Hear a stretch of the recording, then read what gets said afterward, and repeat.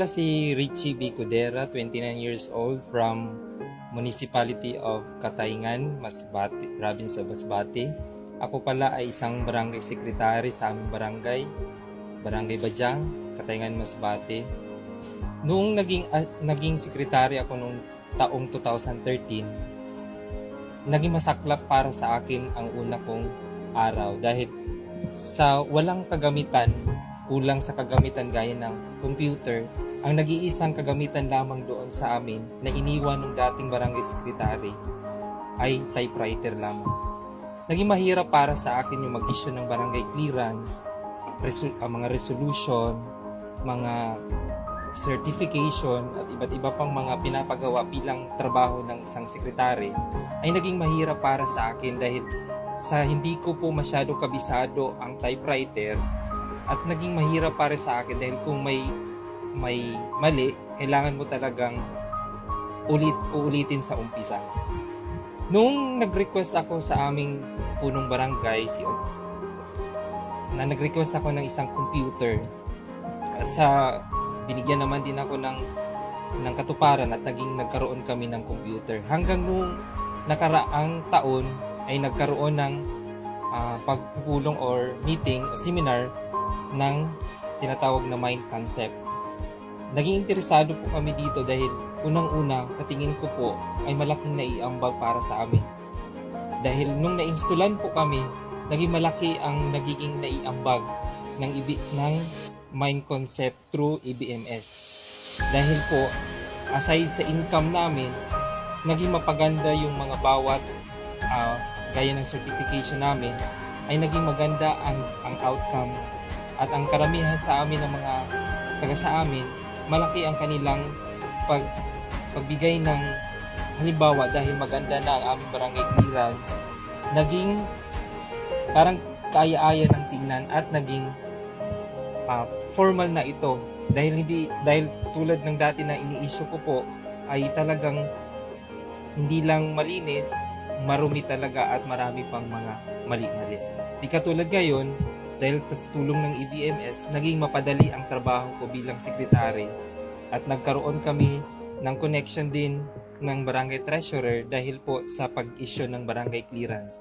Dahil hindi ko po ini-issue ang barangay clearance kung wala rin pong UR na inalagay doon sa hinihingi ng bawat information na hinihingi doon sa file. At mapadali talaga ang trabaho dahil kung i-encode natin lahat ng population natin, lahat ng household natin ay naka-database na.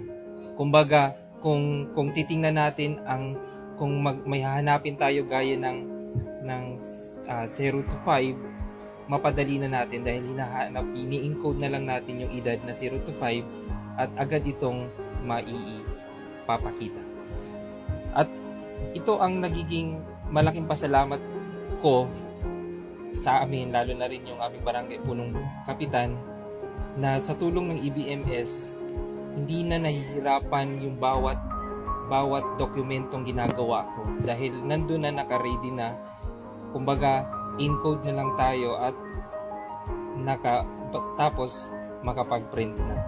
Isa rin itong malaking maiambag bilang sa mga sekretary dahil malaki talagang tulong ang EBMS na kung i-adapt po natin ito, naging mapadali, aside sa hindi mapadali, maging malinaw at malinis pa ang ating mga report. At mayroon tayong tinatawag na parang makikita na natin yung tinatawag nating transparency. Kaya sa mga barangay secretary na kagaya ko, malaking tulong ang EBMS dahil ito ay magbibigay sa atin ng mabilis, malinis at malinaw na mga dokumento at matatawag itong transparency na dokumento. Dahil aside sa mapadali, malaki ritong tulong at magkakaroon pa rin tayo ng time sa pamilya at sa ating mga kaibigan. Dahil hindi na masyadong mahirap, hindi na masyadong mag-isip ka pa kung ano pang dapat ilagay mo dahil nandyan na nakalagay mo. gaya ng barangay clearance, certification, at iba pa gaya ng blatter, summon, nandito na lahat.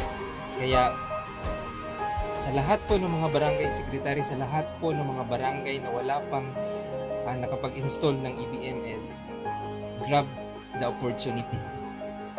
Dahil tayo mismo ay matutulungan ng EBMS dahil sa teknolohiya ngayon. So mapadali ang trabaho natin, malinis pa at malinaw.